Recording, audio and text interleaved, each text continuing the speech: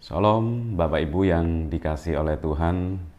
Kita patut bersyukur kepada Tuhan kalau pada pagi hari ini kita dapat kembali mengikuti Mana Rema. Dan kiranya kebenaran firman Tuhan yang sebentar kita akan dengar bersama-sama itu boleh menjadi pijakan di dalam kita menjalani hidup kita pada pagi ini, siang hingga sampai malam nanti. Namun sebelumnya mari kita berdoa. Tuhan, kami ucap syukur dan terima kasih, dan oleh anugerah-Mu saja ya Tuhan, kalau pada hari ini kami diberikan kesempatan untuk mendengarkan kebenaran firman Tuhan, dan biarlah kebenaran firman Tuhan itu selalu mengubah dan terus mengubah hidup kami, sehingga keserupaan Kristus itu semakin nyata di dalam diri kami, dan dimanapun kami berada, kami boleh menjadi berkat bagi kehidupan orang lain. Terima kasih Tuhan, biarlah Roh Kudus memberikan pengertian dan pemahaman akan kebenaran firman Tuhan, sehingga kami boleh lakukan di dalam kehidupan kami sehari-hari.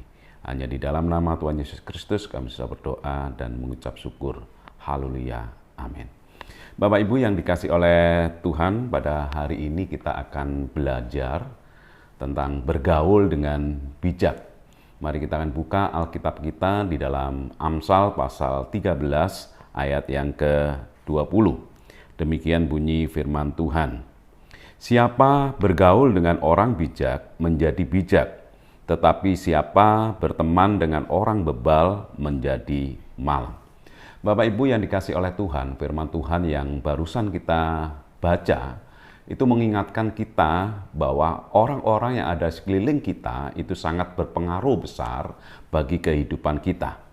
Hidup kita ini bisa berhasil dan naik, atau sebaliknya gagal dan terus menurun, itu sangat dipengaruhi oleh orang-orang yang ada di sekeliling kita atau yang ada di dekat kita.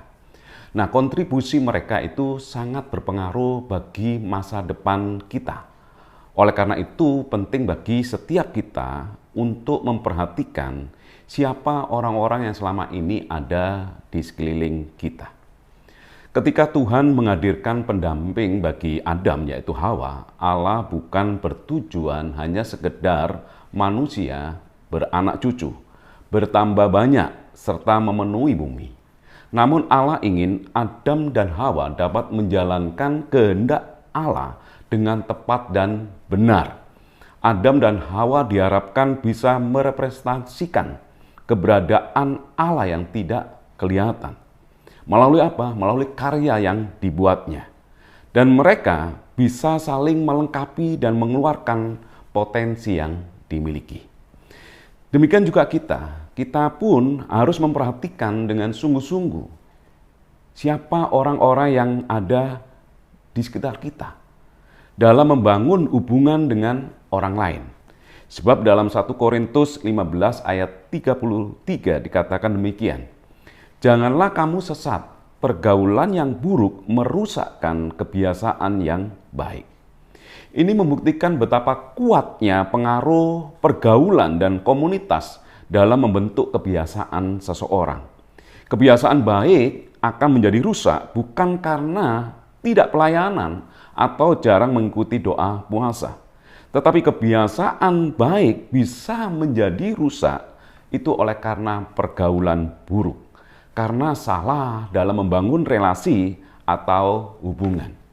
1 Korintus 15 ayat 33 bukan mengarahkan kita untuk menjadi orang yang antisosial.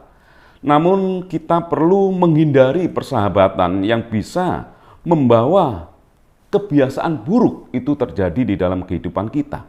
Atau meniru kehidupan orang lain yang bisa membawa keburukan bagi kehidupan kita. Pergaulan yang kita bangun dengan orang lain harusnya bisa menambahkan atau memunculkan sesuatu, yaitu potensi di dalam kehidupan kita. Seorang yang bernama Helen Keller pada usia 19 bulan menjadi tuli dan buta karena penyakit yang tidak diketahuinya. Namun siapa sangka perjumpaannya dengan seorang guru atau mentor yang bernama Anne Sullivan telah mengubah masa depan dari Helen Keller ini. Anne Sullivan mampu mengeluarkan potensi yang dimiliki oleh Helen Keller ini, sehingga menjadikan Helen Keller bisa mencapai prestasi terbaiknya sebagai seorang penulis, aktivis politik, dan dosen Amerika. Padahal Helen Keller ini seorang yang tuli dan buta sejak kecil. Keterbatasan yang dimiliki tidak menghalangi Helen Keller ini meraih prestasi terbaiknya. Mengapa? Karena perjumpaannya dengan seorang guru yang tepat di dalam kehidupannya. Helen Keller pernah berkata, "Para sahabat saya telah membuat kisah dalam kehidupan saya. Dalam ribuan cara mereka telah mengubah keterbatasan saya menjadi kesempatan istimewa yang indah dan memampukan saya untuk berjalan dengan anggun dan gembira dalam bayang-bayang yang diberikan oleh kelemahan saya." John Maxwell, seorang pembicara, penulis Amerika yang menulis banyak buku, terutama tentang kepemimpinan, mengatakan, "Saya memperoleh kemajuan karena saya dikelilingi oleh orang-orang yang lebih pintar dari saya. Dan menurut saya, setiap hari kita menjadi lebih pintar dari satu hal." Bapak Ibu yang dikasihi oleh Tuhan, apa yang dialami oleh John Maxwell pastinya juga bisa kita alami. Jika kita bisa bergaul dengan bijak dengan orang-orang yang bisa menambahkan sesuatu dalam kehidupan kita. Sebab firman Tuhan yang telah kita baca mengatakan, siapa yang bergaul dengan orang bijak menjadi bijak. Untuk itu sangat penting bagi kita, siapa yang berada di sekeliling kita itu akan menentukan masa depan kita. Marilah kita bijak di dalam kita menjalin hubungan dengan orang lain. Dan biarlah kita menjadi bijak ketika kita bergaul dengan orang-orang di sekeliling kita. Tuhan Yesus memberkati. Mari kita berdoa. Tuhan, kami ucap syukur dan terima kasih untuk kasih setia dan anugerah yang Engkau berikan dalam kehidupan kami. Sehingga pada pagi hari ini ya Tuhan, kami diberikan kesempatan untuk mendengarkan kebenaran firman-Mu yang mengajar kami ya Tuhan untuk bijak di dalam pergaulan. Dan biarlah ya Tuhan, firman-Mu itu boleh menjadi berkat di dalam diri kami. Ketika kami bergaul dengan orang bijak, kami akan menjadi orang yang bijak. Dan biarlah ya Tuhan, kami saat ini bisa melihat siapa orang-orang yang ada di sekeliling kami. Karena itu adalah orang-orang yang bisa menentukan masa depan kami.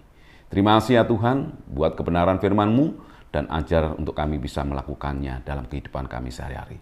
Hanya di dalam nama Tuhan Yesus Kristus kami sudah berdoa dan mengucap syukur. Haleluya. Amin.